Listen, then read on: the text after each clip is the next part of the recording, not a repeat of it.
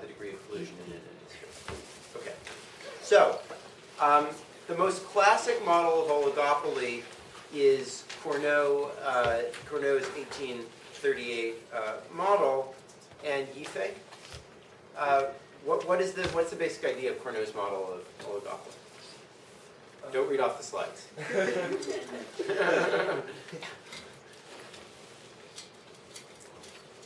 Don't read off the slides. Come on.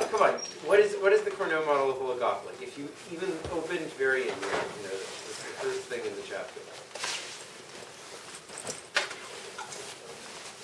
No. Okay. Who else? Who else? Yeah. What's your name again? Chen. Reaction exchange is the purchase between companies. They take the price. They take the control of the other companies. Each firm takes as yes, exactly. Each firm takes as given the quantity that the other firm produces, and then produces the quantity that maximizes its profits given them. Right? Okay. So there are n firms, and they each produce the same product, the same homogeneous product. We'll often assume that all the firms have the same constant marginal cost of production, and each firm takes as given the quantity of all the other firms.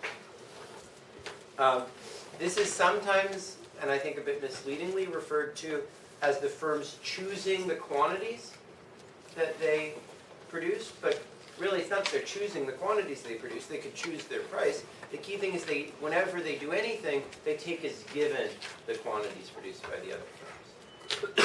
And then equilibrium is when each firm maximizes their price, their profits using their price or their quantity, taking as given the quantities chosen by all the other firms. So let's consider how they do that. Each firm is going to earn profits, which are the quantity they produce, times the price, which depends on their quantity, and the quantity of all the other firms, which is going to be this capital Q sub negative I minus cost. So again, the quantity of all the other firms is Q sub negative I. Negative I means not including me, not including I. And capital Q is just the sum of all the little q's. And then what is going to be the firm's marginal, what's going to be the firm's marginal revenue, Maria? So this is their quantity, this is the price. What's the marginal revenue? The derivative of quantity times price. Yeah, so quantity times the price of just Q minus. So the derivative of QI times P of... Oh, like QI and then like Q. Yeah. So what's the derivative of that? In terms of, just PQ plus PQ. Yeah, you want to come work it out on the board maybe? Whenever you take these revenue things, you always just use the product rule, right?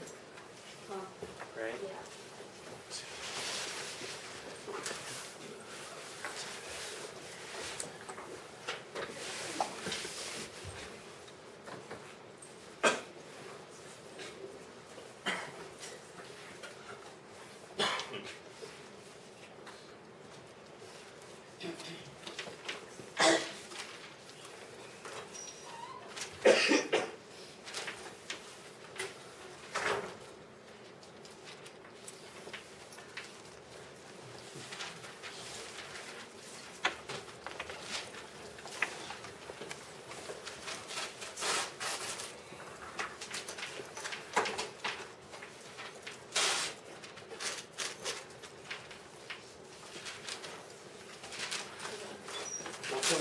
What's the product rule? The derivative of the first times the second plus the derivative of the second times the first, right? And when you took the derivative of the first, right, you don't get the Q because then the derivative of that is 1, right? Yeah, so it's so close. It's P prime Q times QI plus P of Q, right?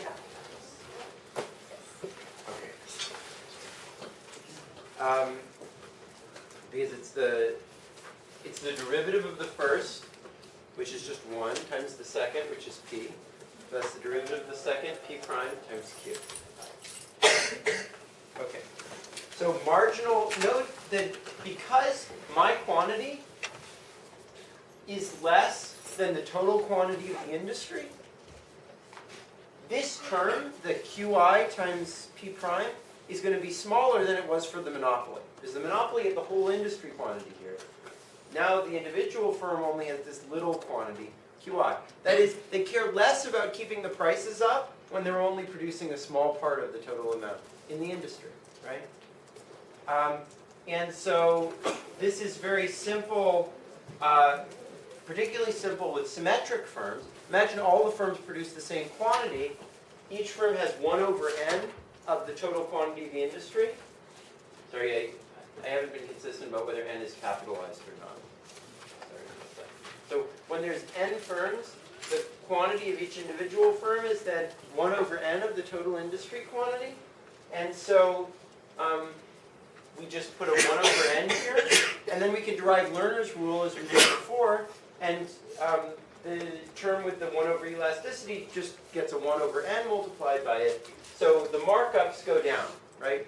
Price minus cost over price is now, rather than 1 over elasticity, equal to 1 over n times elasticity. Okay. So let's do a simple example of this.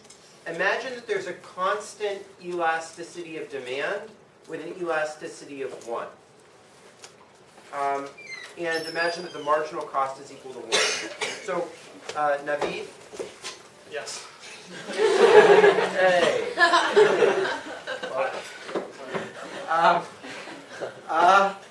What demand form is constant elasticity of demand with an elasticity of 1?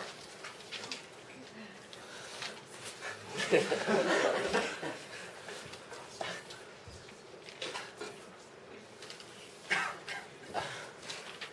means everybody demands the same. So if the industry is a constant, if the demand elasticity of demand is constant and equal to 1, what is the demand? Would it be linear perhaps? I'm not sure. You can come and solve for it if you want to try to, or you can just give up. Sorry, I don't know. Okay. Does anyone else know? Yeah. Is it P equals to 1 over Q? Yeah. Just using the CES expression. Yeah, it's just, so what we did before, right, is that constant elasticity is always something to the power, right? And that if it's just an elasticity of 1, it's just got to be the power of negative 1, right? Because it's decreasing. So price is equal to 1 over the quantity. And therefore the derivative of price, P prime, is negative 1 over Q squared, right? That's just using the derivative of a power thing. So marginal revenue is going to be quantity minus marginal revenue is going to be price 1 over quantity minus my quantity times P prime. So that's Q minus QI over Q squared, which is the same as the quantity of everyone other than me, Q sub negative I. Yes, absolutely. Okay, so marginal revenue is price plus price prime times my quantity, Q little I, right? So that's the same as 1 over Q minus QI over Q squared. We can then make a common denominator between those two things by multiplying the top and the bottom of this by capital Q, and we get capital Q minus QI over Q squared. And that's equal to the total quantity minus me, which is equal to Q sub negative I over Q squared. Okay, so each firm is going to set this marginal revenue equal to 1, right? Because that's their marginal cost. constant marginal cost of 1. So each firm is going to set this thing equal to 1, which is the same as having 1.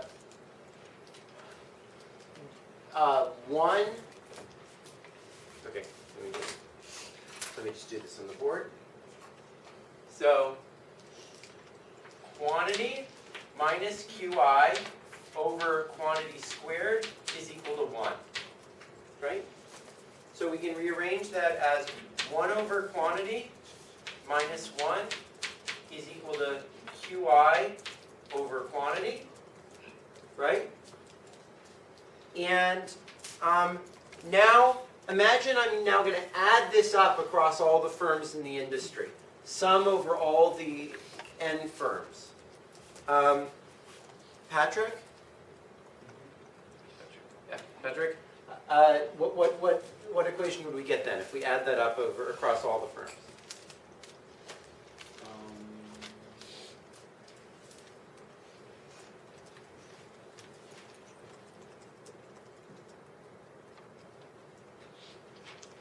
All the firms have this little QI, right? And we know that capital Q is the sum of all the QIs, and that there are N firms. So what do we get if we add both sides of this equation up over all the firms?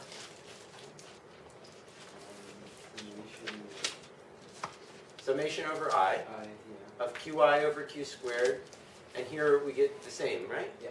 But then, what is the summation over I of QI? You're going to get capital Q on the left-hand side, and what do you get on the right-hand side? Well, there's no little q's here, right? Oh, yeah. You're just summing up the same thing n times, Correct. right? So you're just going to get n times this expression on the right-hand side, right? So you get, on this side, you get capital Q over Q, capital Q squared. That's 1 over Q. Here you're going to get n over Q minus n, right?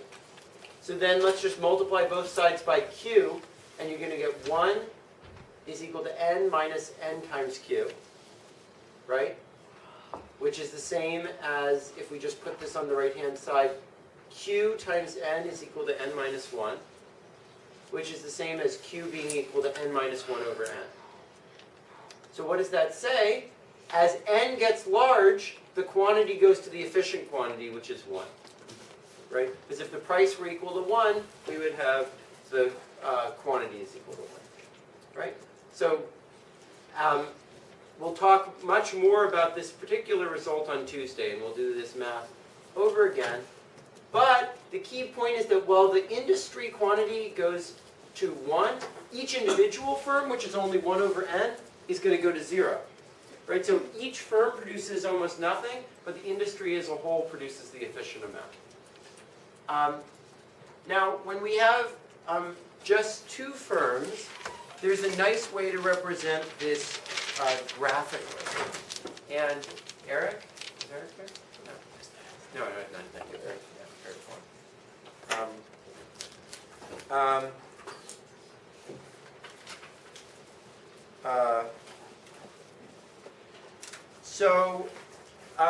The way we can do this is we can figure out what each firm produces as a function of what the other firm is going to produce, right? This is called a reaction function. So you can say, okay, well, we have this equation, QI over the sum of the 2 quantities squared is equal to 1 over Q minus 1. That's the same as saying what I produce divided by what I produce plus the other guy produces squared is equal to 1 over the sum of those 2, minus 1. So that's the same as multiplying through by this squared. We can cancel here, and then we get it squared there. Expanding that out, we get QI from this side is equal to QI plus QJ minus QI plus QJ squared, which is the 2 squares minus 2 times the product of the 2. And canceling things out, we get this expression.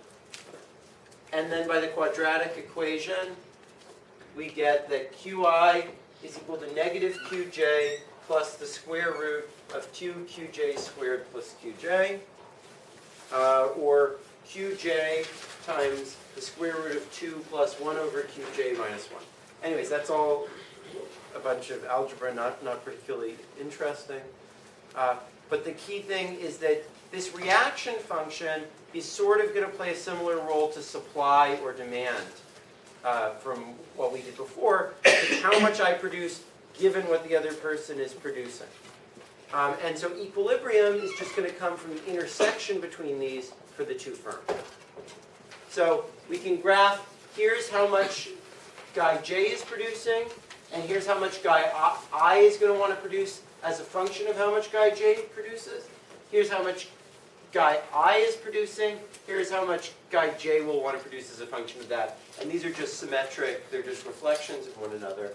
And at the intersection of these is the equilibrium, where both produce 0.5, which is, 2 minus 1 over 2. Yeah, Matt? All this stuff sounds really similar to the problem from this problem that we turned today about regarding it's the end of one of the problems about the two symmetric competitors and Yeah. the Nash-Virtual equilibrium. Yeah, that was just foreshadowing Okay. this class, exactly.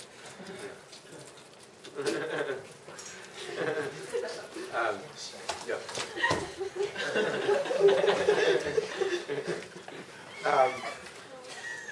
Yep. So I mean, that's exactly some version of this model.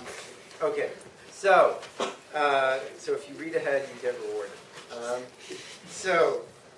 Stackelberg argued. So that's the Cournot model. But some guy, Baron von Stackelberg, argued that one firm may be a leader in the sense that it can commit to how much it's going to produce, either by building its factories or by advertising I'm going to produce this much or whatever. And that will force the other firm to take into account what it produces, and then it won't be able to respond. So it can sort of commit to what it's doing.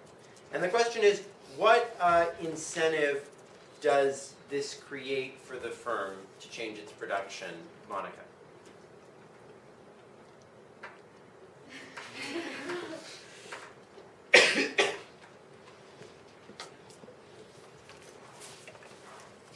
What incentives does it create for the firm? The first firm. So imagine the firm can produce some amount, and then it can advertise that and tell the other firm that it's going to produce it. What the other firms in the monopoly are going to do. They take that as given. Exactly right. So what is it going to want to try to get the other firms to do?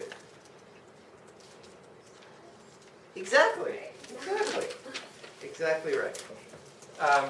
So the follower, right, is just a monopolist on their residual demand, on the remaining demand in the market, and so they're just going to follow their reaction function from the leader, right? So if Qi is the leader, right, and this is the reaction of J, what is he going to want to do to reduce the amount that the other guy's producing? Well, this is an increasing function in this case, so he would want to reduce how much he produces, because that would lead the other guy to reduce how much he's producing. Exactly right. Okay, so there's a question, though, in general, about whether this requires raising or lowering production. In this particular case, it would require lowering their production. But Amanda, do you think that that's generally true? That the firm incentivizes the other one to reduce their production by reducing the production? No, I think it depends on the company, and on the product they're doing. Yeah. Yeah, that's right. So it depends on what's called strategic complements or substitutes.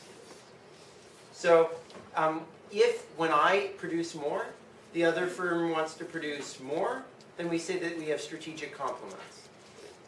If when I produce more, the other firm wants to produce less, we say that there are strategic substitutes. And this turns out to be driven by the pass-through rate. So in the case here, if the pass-through rate is less than 1, they're strategic substitutes. If the pass-through rate is greater than 1, they're strategic complements. Constant elasticity of demand has a big pass-through rate, and therefore there were strategic complements here. But with linear demand, it would be the opposite. Yeah? And so are you saying that pass-through rate represents elasticities in this case? No, it's not elasticities. It turns out this is independent of elasticities. So you can have the same elasticities, but if those elasticities are constant, you get one thing. If it's linear demand, you get the other thing.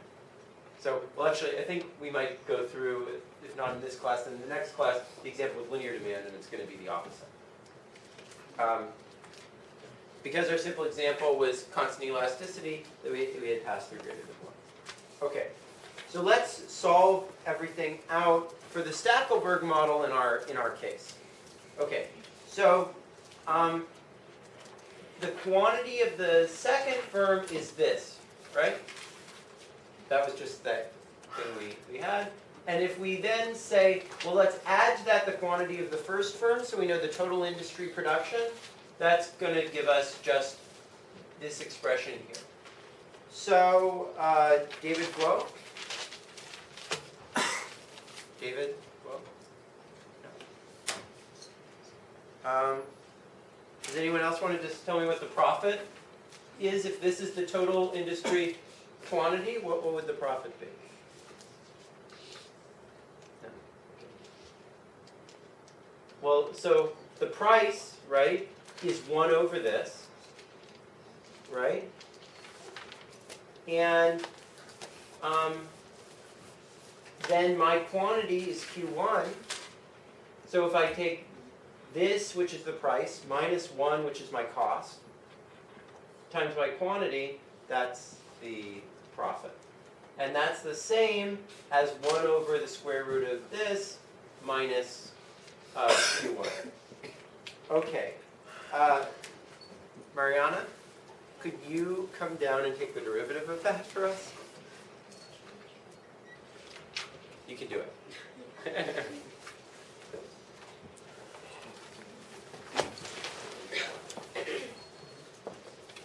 So we want to find the optimal quantity.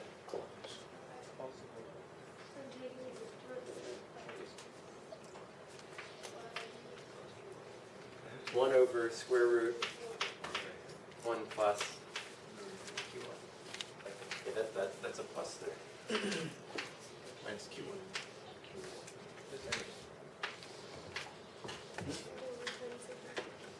Yeah, you're taking derivative with respect to Q1.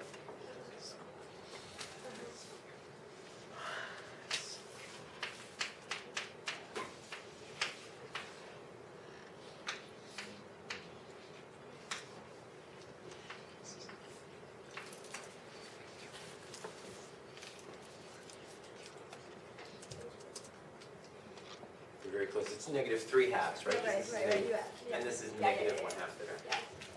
Yeah. Perfect. And that's equal to 0, right? But you've got one extra thing, which is that you have to take the derivative of the inside. Yeah.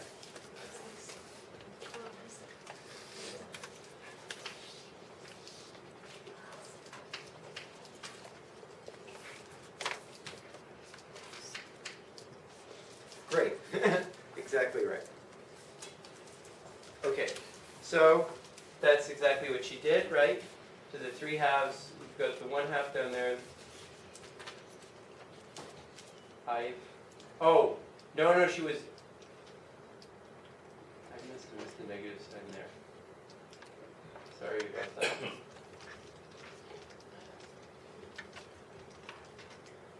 Okay, well, anyway, I did this all in mathematically. I might have missed a sign on one of these. But if you plug this into Mathematica, you get that my optimal quantity is 0.1, whereas it used to be 0.5 beforehand. So it falls dramatically, right? Because I really can reduce the quantity that the other guy is producing by a lot by reducing my quantity. So that leads us to dramatically reduce the optimal quantity, right? And this is because the reaction function was sloping upward. With linear demand, you'd actually increase your quantity beyond 0.5, which is what you were doing in Cournot. So strategic complements versus substitutes how the pass-through rate compares to 1 is really crucial and changes things a lot.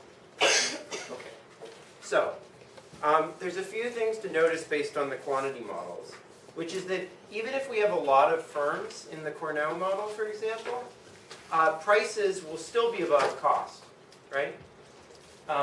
Price is equal to, price minus cost is equal to 1 over n times the elasticity, but it's not equal to 0, right? There's still some markup unless you have an infinite number of firms. And we'll talk on Tuesday about how as you get to have a lot of firms, the prices gradually come down. Prices between monopoly and perfect competition, prices will always be between monopoly and perfect competition. Because if the number of firms is infinity, right, then there would be price exactly equal to cost. On the other hand, when under monopoly, it's always equal to just 1 over the elasticity. As the number of firms increases, it gets smaller, but it's always in between the prices of competition and the monopoly. One of the more interesting results comes from when firms are not symmetric, which is different from what we considered. So imagine that each firm had a different cost, CI, right? And each firm will then set their QI times P prime plus P, that's the marginal revenue, equal to their individual cost, CI, right? And notice that this means that lower cost firms must be producing more. Why? Because they have the same marginal revenue function as the other firms, but they have a lower cost, right? So this is lower, so in order for that to be lower, this Q is going to have to be greater because this is negative, right? Okay. So that's going to also mean that they must have a higher markup. That this whole thing here is greater, so the difference between their price and cost has to be greater. But that, because their markup is higher, the inefficient firms, which have higher costs, are still going to be producing some, right? And that's really inefficient, right? Under monopoly, the firm is going to minimize its cost for whatever it's producing. Under competition, everything's efficient, so everything minimizes cost. But under oligopoly, the inefficient, high-cost firms may still produce some of the product, and that's inefficient. So if we now sum this up across all the firms in the industry, we get the total quantity times P prime plus N times P is equal to the sum of all the firms' cost. And if we divide that through by N, that says that the average quantity that firms produce times P prime plus the price is equal to the average costs of the firms. And so that's going to mean that the pass-through of any of the firm's costs to the industry price is going to be like 1 over n of the normal pass-through rate, because each individual firm's cost increasing only increases the average cost by 1 over n. Right? And the key point here is that only the average cost in the industry matters. So this means that differences among firms are not that important in this model. It's only sort of the average firm that matters for the industry as a whole, which is very different than in the competitive model that we looked at, right? In the competitive model, it was sort of like the most efficient firm had a huge impact. Here, it's only the average cost of the firms that matter. And this, the one thing that's useful about this is it makes the model much more sort of robust to heterogeneous costs.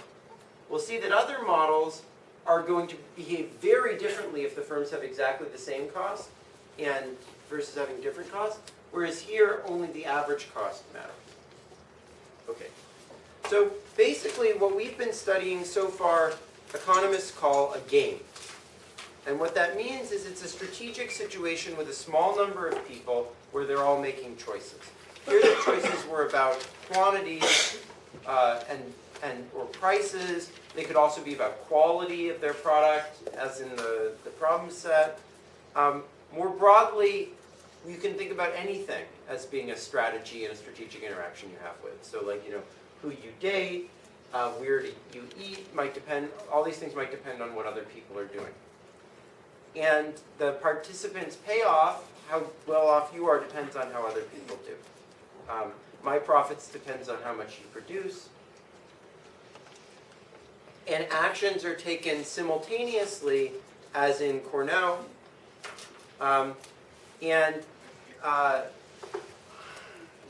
If actions are taken simultaneously, as in Cournot, we call the game a normal form game. A normal form game is one where we all simultaneously choose what we're going to do. Or actions can be taken sequentially. I can do something, and then you get to choose after me, and that's called an extensive form game. So Stackelberg is an extensive form game.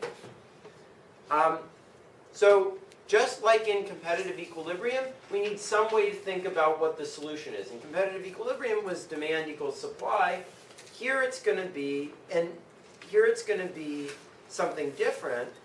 And that's sort of the focus of what's called game theory, is how do we think about what firms do in situations like this.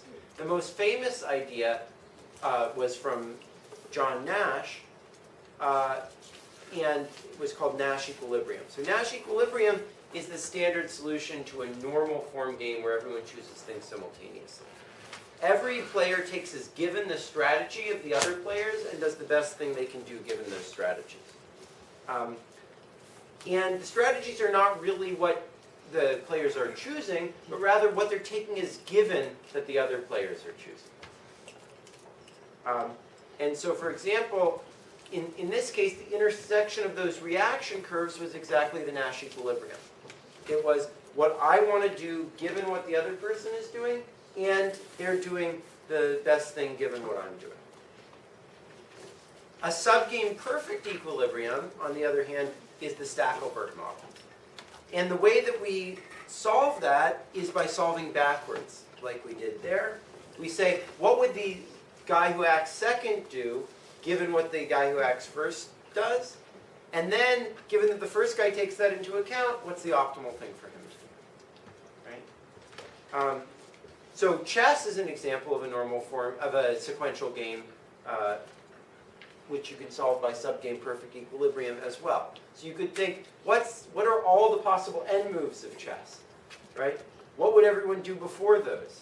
What would everyone do in the step before that? What would everyone do? So you can, in principle, solve this by backwards induction. Now the problem is, there's so many different arrangements of the chess game that you can't possibly do that, and that's why no computer can absolutely reliably beat a human being in chess, but in principle you could do that. And the key idea here is that the first player anticipates the effect that his action has on what the action of the next player is doing.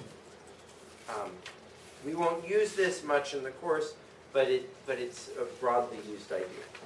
Okay, so now that we have this broad idea of an equilibrium, the key question is going to be, what do firms take as the other firm's strategies? What do they take as fixed or given when they make their decisions?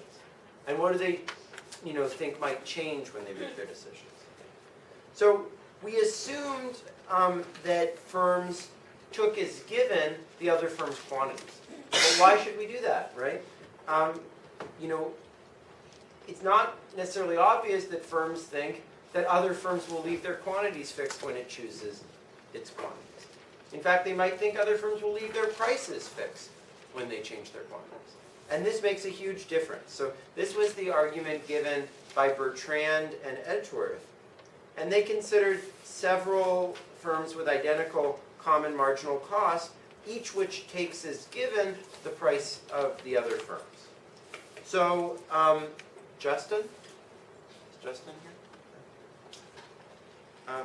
Does anyone else want to try to describe what a Bertrand equilibrium would be like? What would be the equilibrium in this game, or how do you imagine it going? Well, imagine that the prices were anything above cost, right? So imagine some firm is making profits, right? Well, then another firm could come in and just charge slightly less than them and take all of the business in the industry, right? And take all of their profits, right? So clearly they're going to want to do that, right? Because if one firm's making profits and another firm's not, they're going to want to undercut the other firm by a little bit. But then the other firm is going to want to say, hell no, I'm not going to let you steal my market. I'm going to undercut you by a little bit myself, right? And on the other hand, if any firm is losing money, they're clearly not going to want to do that, so they're going to want to raise their price, right? So the only thing that could ever be in equilibrium is where no one's making any profits, right? So everyone's charging price exactly equal to cost. So this is called Bertrand-Edgeworth's paradox. As long as there's more than one firm, the only equilibrium is price being equal to cost. Yeah. Does it matter if they're producing at different quantities? Because their marginal costs will be different. So Well, no, they all have the same marginal cost. but at different quantities, they'll be at a different point on their marginal cost curve. So No, sorry, they have constant marginal cost equal to C. All the firms have constant marginal cost. It's also true that the firms are, no matter what you have, that this is always going to be the only equilibrium. But anyways, yeah. So, this seems a bit implausible because what it requires is that if I reduce my price by a tiny bit below you, I'm able to steal everyone who's buying your product. And that just doesn't seem likely to be the case in the real world. And Calvin, what are some of the reasons why you think that this might be sort of unlikely to happen? It wasn't something like what we did in the problem set. Like you have to assume that the product is homogeneous.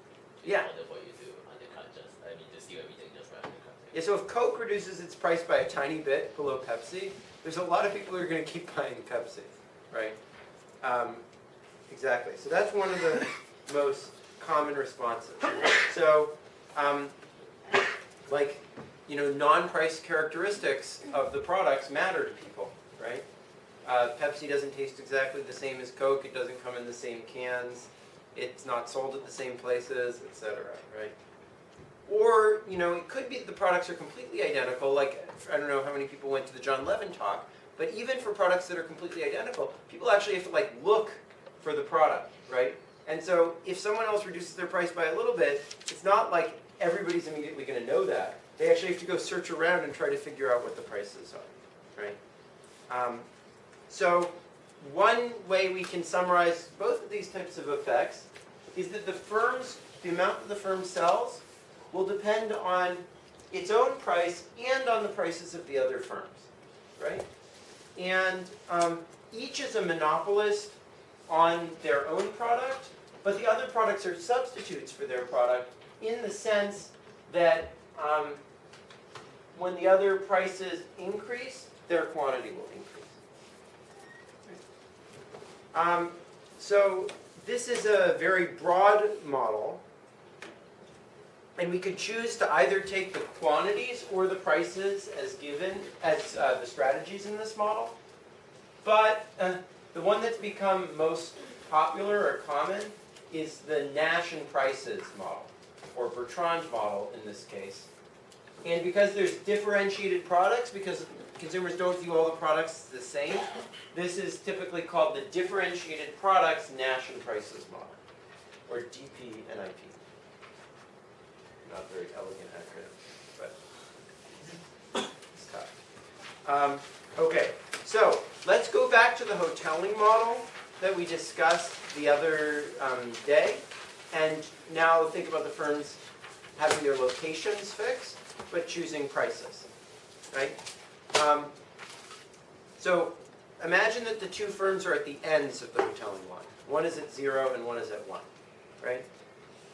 Now, consumers are going to choose to buy from firm 0 if the total cost to them, both from getting there, which is the transportation cost, right? If I live at X and I want to go to 0, it costs me the transportation cost T times the distance X, right? Plus the price that I have to pay to buy the product, yeah, right?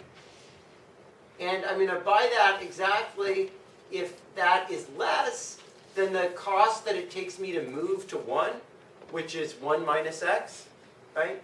Times the transportation cost, plus the price that I have to pay if I buy it at 1. Okay, so, Boto? Oh, okay. Hey, Boto. So what is going to be the cutoff X such that I am going to go to buy it from 0 versus buying it from 1? Obviously, people who live really near 0 are going to buy from 0, right? People who live really near 1 are going to buy from 1. But what's going to be the point of where people to the left of it versus the right of it will... You said this inequality equal. You can solve on the board if you want.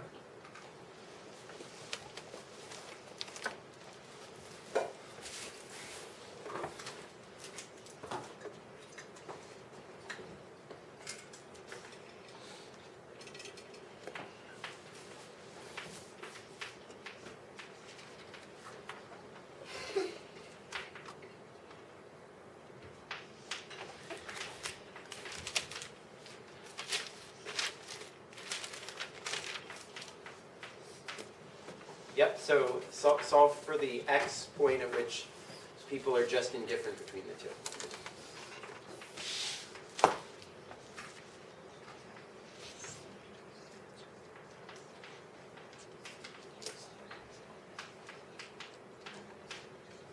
Great. Great, so that's exactly right. And what that says is that the higher that that firm 1's price is, the more people are going to buy from firm 0, right? The lower firm 0's prices are, the more people are going to buy from firm 0, right? And then it'll depend on the transportation costs as well. So what this means is that if the number of people is uniform over the interval, right, then the demand is just going to be P1 for sorry, this should be Q0, P0, P1, so just subtract 1 from those ones there, sorry.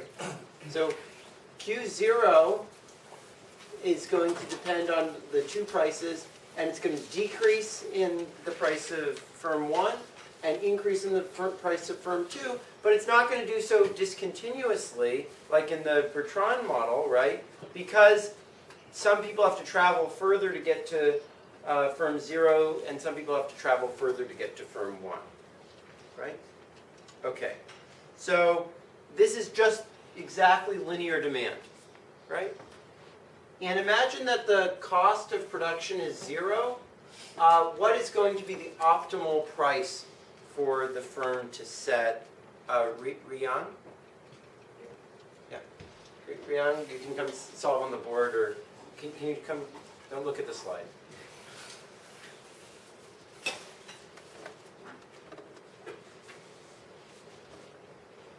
So if there's no cost of production, what's the firm's profits? Again, 0, 0,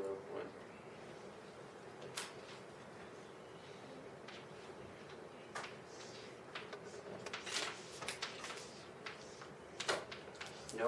No, that's if it charged price is 0, but what's its profits as a function of the price P0 that it charges?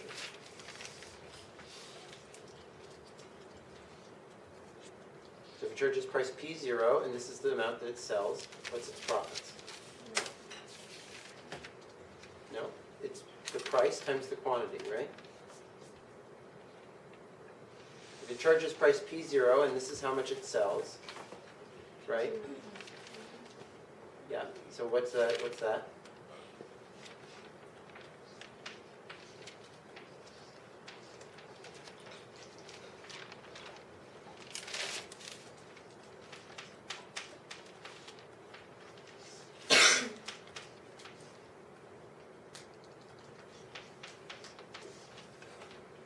So you can take the derivative of that, or do you remember the trick that we have when there's a linear demand? What's the optimal price for you to charge?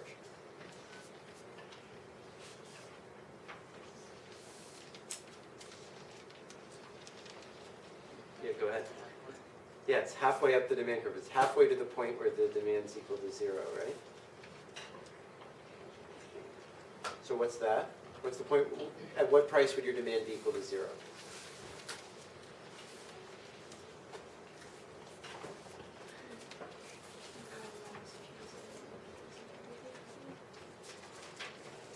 P1, yeah, exactly. I think that's right.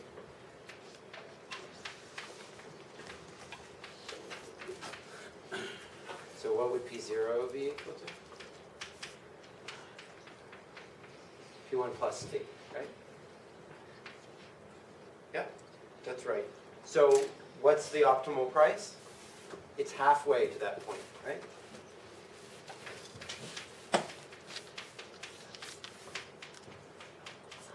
Exactly. Great. So it's just halfway up the demand curve, right? So my optimal price is equal to P1 plus T over 2. Right? And so what's the equilibrium going to be? Key-sun. Okay. Key-sun? No? Okay, well the equilibrium just, we know that by symmetry, right? P0 has to be equal to P1 at the equilibrium, right? Because these firms are just symmetric. And so if we just subtract this from that, we get, the same common price over 1/2 is equal to T over 2. And so you multiply both sides by 2 and you get both prices are equal to T. So the more transportation costs there are, the harder it is to get to places that are far away from you, the less intensely the firms are going to compete, right? Because people are only going to want to go to the firm that's close to them, and the higher the prices are going to be, right? Okay. What about if there was a positive cost in this case, Alexandra? What would happen if there was a positive cost? Well, first just tell me what the optimal price, how the optimal price of the firm would depend on the cost. And we have to take into account, like, the cost, the profits, take into account. But remember, how much would their price rise if their cost rose from 0 to some positive amount? Well, this firm is like a monopolist, right?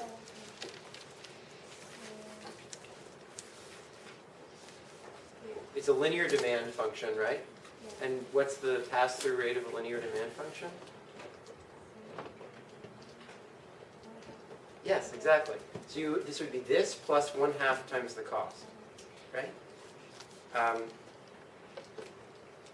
And so the price is going to be equal to what it was before plus 1/2 the cost, right? And so if you then solve this thing out again, you're going to get that it's going to be the transportation cost plus the cost is going to be the equilibrium. So the pass-through rate is 1 overall because basically nobody can buy any other product, so if the cost goes up, the price just rises by the same amount. Right? So this is just an example. You could also solve, you could solve by using the reaction functions as well. You could have drawn the reaction functions, P1 is a function of P0 is a function of P1, and then found the intersection between those. That would have been another way to solve this out. Okay, so but the same basic ideas here apply broadly. That was just an example. We can always define the elasticity of the residual demand function, which is just the elasticity of demand holding fixed the other firm's prices. And Kenneth, what's the expression for that? What would be the elasticity? No, don't look at the slides. No. What's the elasticity of the demand function holding fixed the prices of all the other firms? What's the expression for that? So it's the elasticity of my demand with respect to my price holding fixed the prices of other firms. In calculus, what do we call that? Derivative. Partial derivative, right, of my quantity with respect to my price, right? But then what do you have to do to turn it into an elasticity? To take the derivative of the. So when you would have a derivative, how do you turn it into an elasticity? You have to multiply by the price, right, and divide by the quantity, right? So that gives you the residual elasticity. It's just like taking a partial derivative, but then you multiply again by the price and the quantity, as you usually do, right? So the residual elasticity of firm I is equal to the partial derivative of quantity with respect to price times price divided by quantity, right? Okay, so then firms are just going to price according to the Lerner rule. So the markup of price over marginal cost divided by price is equal to the inverse of the residual elasticity, right? And so this is exactly what we were talking about in the monopoly class. Monopoly is not just this is the only firm around. It's any time you have some residual demand function, you always obey the basic rules of monopoly. You said price minus cost over price equal to the relevant elasticity of demand, which is here the elasticity holding fixed the prices of all the other firms, because that's what you're doing in this situation, right? So there's nothing special about prices being the strategy. If you held fixed everyone else's quantity, it would just be, price minus cost over price being 1 over the elasticity of demand holding fixed the quantity of all the other firms, right? That's less common mathematically, but it's fine. So this is an extremely broad model, and it's used all over industrial economics. We'll talk more about it on Tuesday, but it's very, very common. Okay, so oligopolists create externalities for one another. And sometimes these are pecuniary, sometimes these are real. Xiaoling? Yeah. Well, why do monopolists create externalities for one another? Oligopolists create externalities for one another. Intuitively. Why does one company, by changing, we've gone over this a bunch of times in class, why do they create externalities?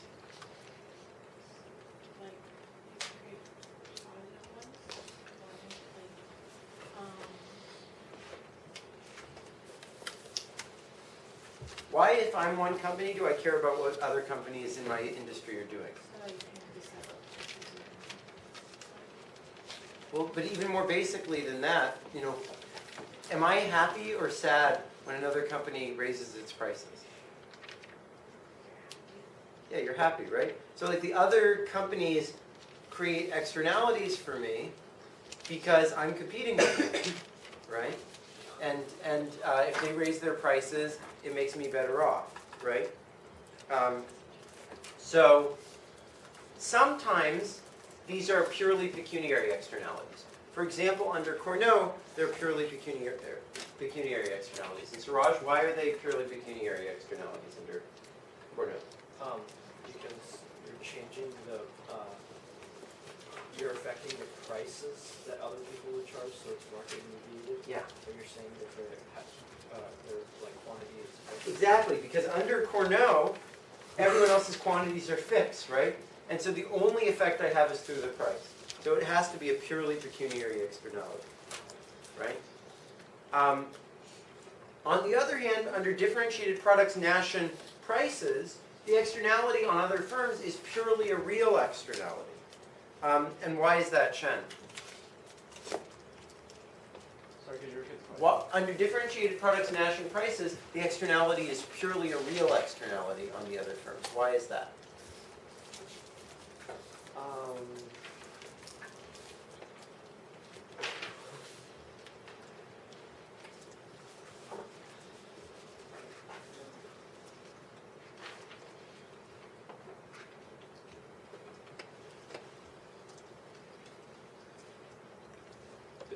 I'm taking their prices as given, right? Right. So why Is it a real externality rather than a pecuniary externality? On any of the prices are given, you're not affecting the prices. And what am I affecting? You're affecting the demands they're facing. Exactly, you're faking the quantities that they're selling, right? So this is like the problem set we did, right? Under Cournot, everyone else's quantities are fixed and the prices adjust, so the externality is all pecuniary. Here, I'm taking their prices as given, and their quantities are adjusting, so it's all real externality, right? Okay, so quantities are always going to be too low, not high, low, under Cournot, but not necessarily under differentiated products, Nash and prices. And David King, why is that the case? Sorry, what was? So under Cournot, quantities are, there's always too little produced. But is that necessarily true under differentiated products, Nash and prices?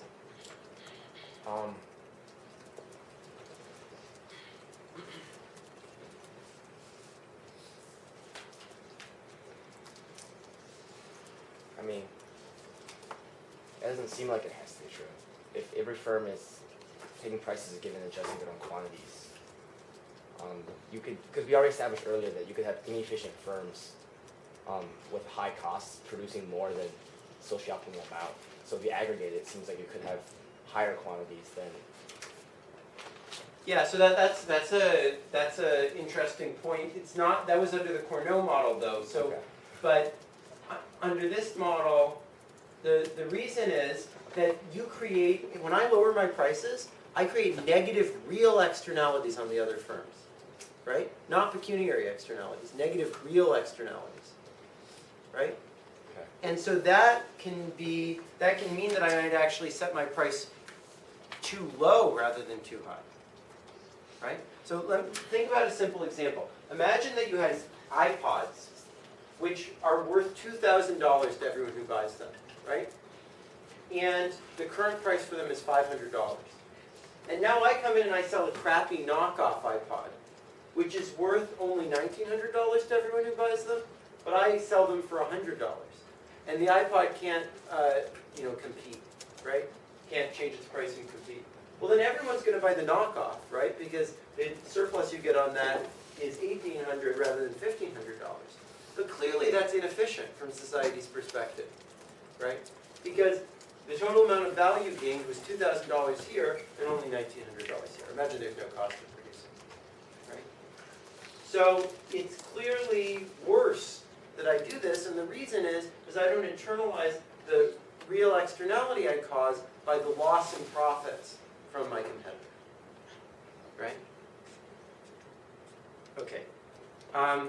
So regardless of the social benefits or costs, clearly the companies are going to be better off if they can avoid creating externalities for one another, right? Either by reducing the quantity they produce so the other firms get higher prices, which is bad, or by raising their prices so the other firms get more production, which might be good or bad, depending on the situation. And if the firms act to internalize the pecuniary or non-pecuniary externalities between each other, what do we say the firms are doing, Edgar? What do we say firms are doing when they are internalizing the externalities they create on one another?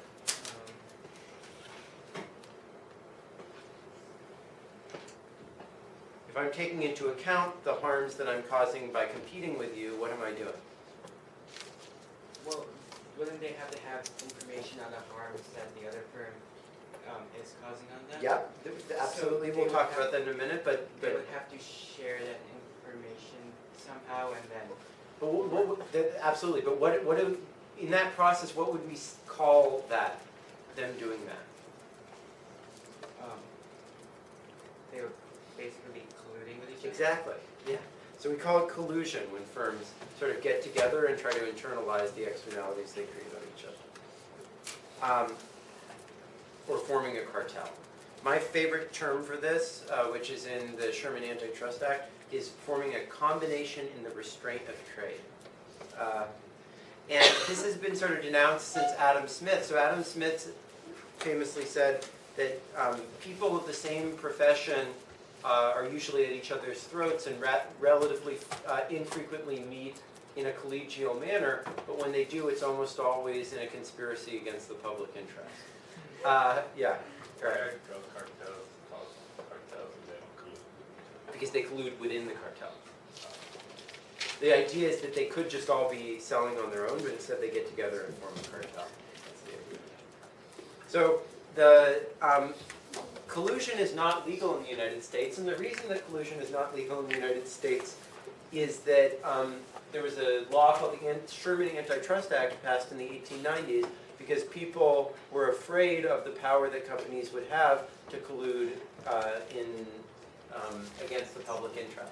And one example of this was the Standard Oil Corporation, which got together a lot of different oil producers and used that agglomeration to control the political process and the prices in the markets. And this is a famous cartoon that was done by a progressive journalist who was promoting the passage of the Sherman Antitrust Act. Okay, so it used to be not only that cartels were not illegal, but you could actually enforce the cartel agreement. So if someone reneged on the agreement to reduce, quantities or increase prices, they could be sent to jail for breaking that.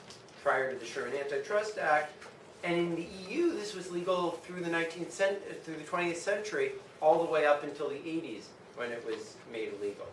And in many developing countries, it's still basically legal. So in Peru, it's basically still legal to form cartel. And on the other hand, in the UK, this was illegal all the way back in the 18th century. Luckily, today, the United States is one of the leaders in the world in enforcement against cartels. And explicit agreements to raise prices or reduce service are illegal. This is only true among competitors, only true among people who have the property that when you raise the price, you increase the quantity of other people's goods. That's a competitor, right? We say someone is a complementer or a collaborator if actually, you need both of the products together in order to get any value, and therefore raising your price would actually reduce the sales to the other firm. Yeah. Neither party would probably tell them.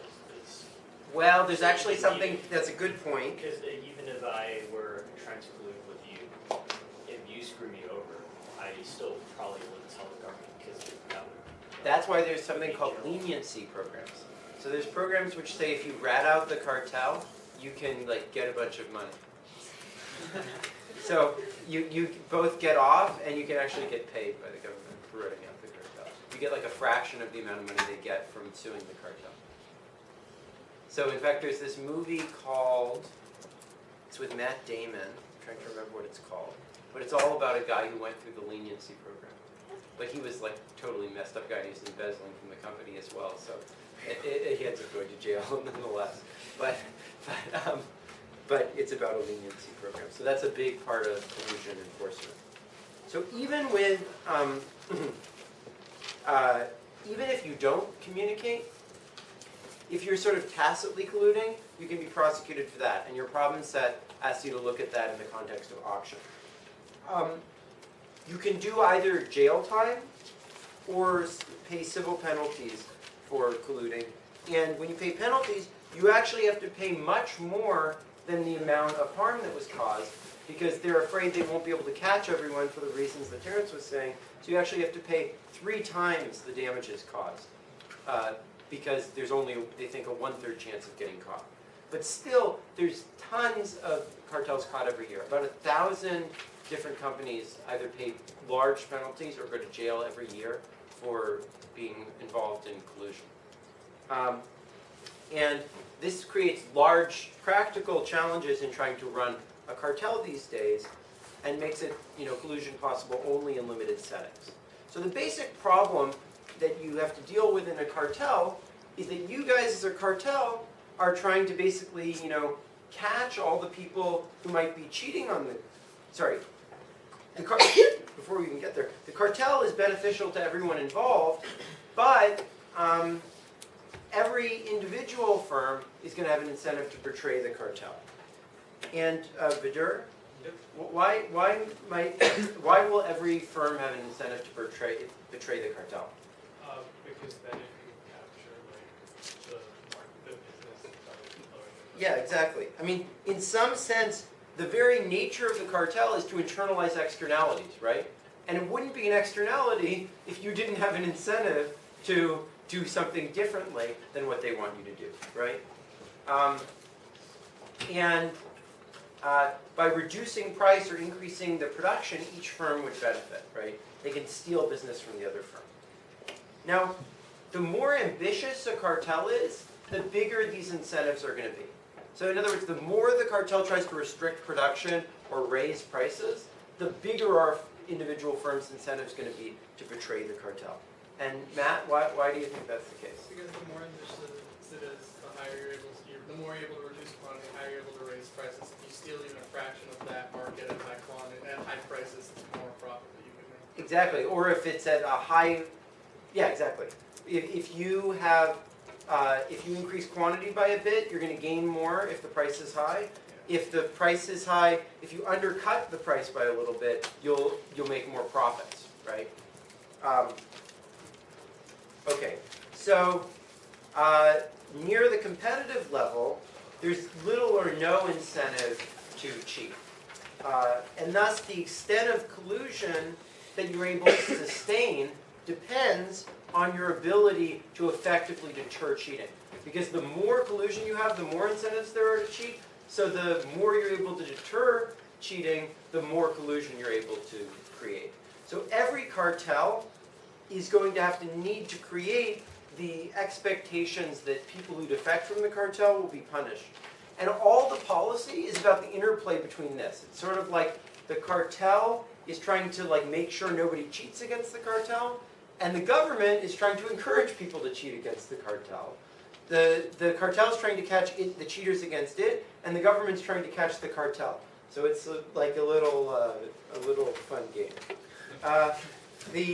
The goal of the cartel is to ensure that the cheaters will credibly be punished, and the competition agency is trying, and as well as the customers of the cartel, are trying to catch the cartel and prevent it, and so therefore trying to encourage people to cheat.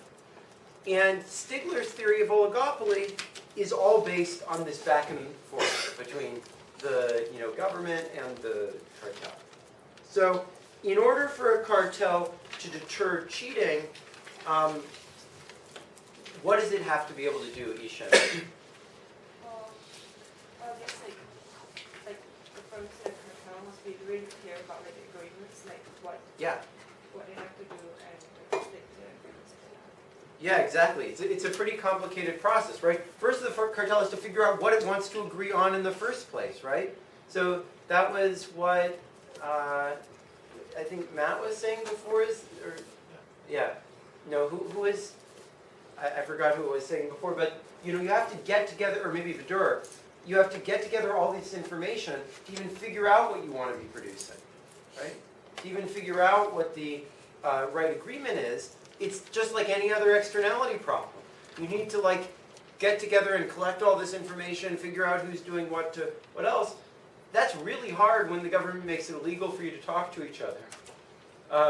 And illegal for any communication to go back and forth. So it makes the information problem much worse. And second, you have to be clear about what constitutes cheating and what doesn't constitute cheating. Because it's only possible to enforce rules if it's clear what the rules are, right? But on the other hand, a cartel would be really stupid if it was completely inflexible. Because, if one firm suddenly gets some great new technology and it's not able to introduce that into the market because that would be seen as violating the agreement, that would be really bad. So it both has to allow flexibility, but if it allows too much flexibility, that will give people an opportunity to cheat. So it's got that problem, right? Third, if the firm has to be able to detect cheating, right? It has to be able to tell the difference between just, one firm got really lucky and got some really big contract, and they were cheating and offering a lower price to that firm that they weren't supposed to be offering, right? Yeah, Mike. Why would any firm have an incentive to enter a cartel if they're like the marginal firms? They benefit from like the distortions to the price of quantity just by the making outside of the cartel. Absolutely. That's a great and very, very famous point. So what Mike said is exactly a big restraint on the ability to form a cartel. So this is again exactly what we were saying. If the cartel tries to have a higher price, then there's going to be more incentive to free ride on the cartel. But if the cartel doesn't have that higher price, right, then the other firm might enter it if that allows the price to rise by some.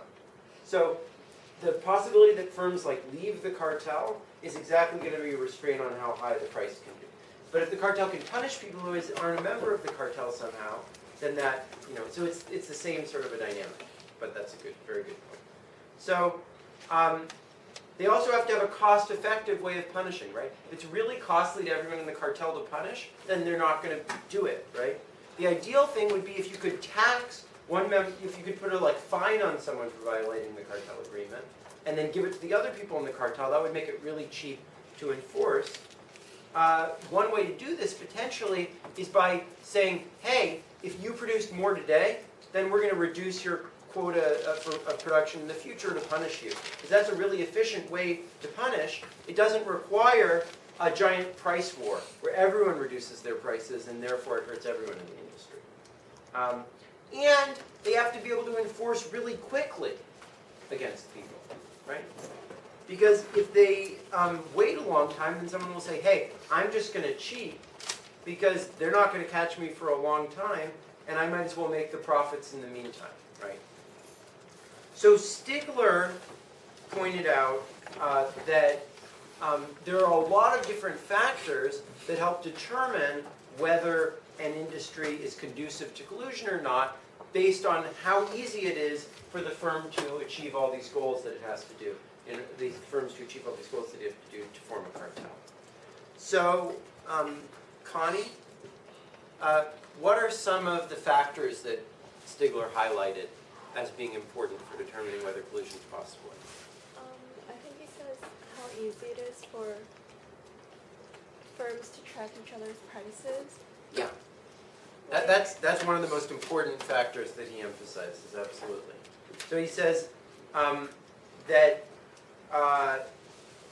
transparency of prices. So if I can see the prices that you're charging, that makes it much easier for us to collude. If I have no idea what price you offered, or you can offer a secret discount to some customer, then it's very hard for me to punish you. I noticed that I got less demand, but that could be just because I got unlucky, or it could be because you cheated on the agreement, right? Another thing is that it's, if there are large and heterogeneous buyers, that can be really hard for a cartel. Because imagine there's one big buyer. That big buyer can go to each of the members of the potential cartel and say, hey, if you break up this cartel, I'm going to give you this big prize you're going to be able to supply to me, right? On the other hand, if there are, small buyers who are all very similar, it's very easy for us sort of to divide up territory. So each of us gets a chunk, right? Yeah. This is related with the doctorization with the The what? Doctorization. Licensing. Oh, doctor licensing. Since the consumers are heterogeneous and politically diffused, they can... Yeah, I think that's a great example. Yeah, absolutely. That's definitely an example of that. Another example of that is, heterogeneity of the products makes it very hard to collude. Because if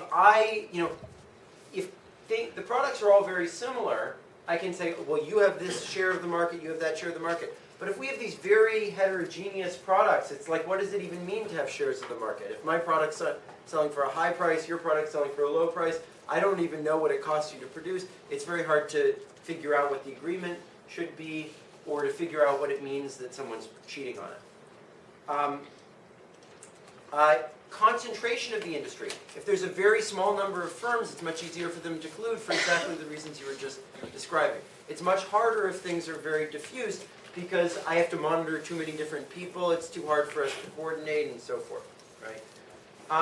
If demand is constantly changing, if some firms are getting higher demand some years, some firms are getting lower demand other years, then it's hard to know whether the other person is cheating and stealing my demand or whether there's just natural fluctuations going on. Similarly, the more frequently we interact, the more frequently prices are made available. The easier it is to collude because it makes it really easy to quickly figure out that someone else has cheated and quickly punish them, right? Similarly, industries with growing demand are going to be much easier to collude in than industries with shrinking demand. Because if the industry is shrinking, who cares? I want to steal everything while I can still get something, right?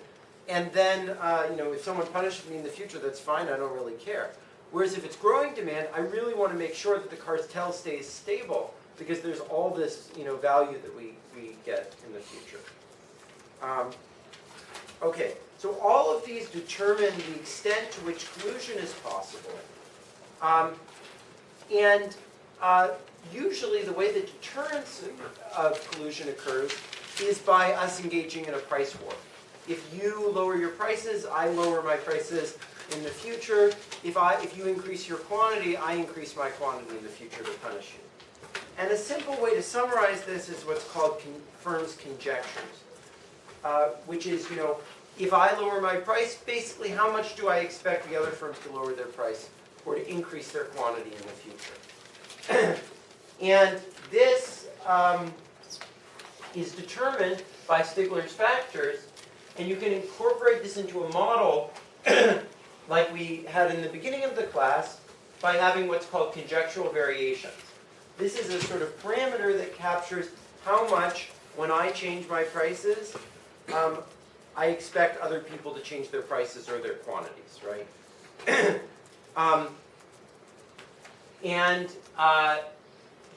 You can, okay, I'm not going to get through all of this. Let me just give a brief bit on it. You can ask me more about it in office hours if you want to hear about it.